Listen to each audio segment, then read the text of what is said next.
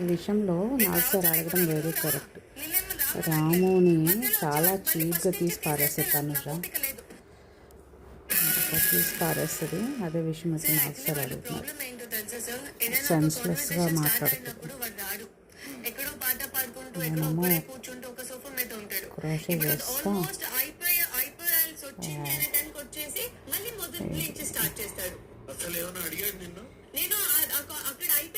నేను స్టార్ట్ చేశాను.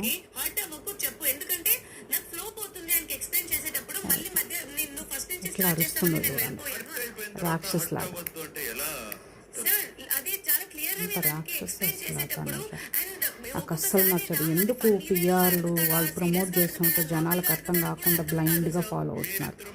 అసలు ఏమంత స్పెషల్, ఇది ఏ విషయంలో ఆమె డిజర్వింగో నాకు అర్థమే కాదు. అసలు చాలా చిరాకు వస్తుంది నాకు ఆమెను చూస్తే. ఓవర్ యాక్షన్, సీరియల్ యాక్టింగ్ అవన్నీ చూపిస్తుంది.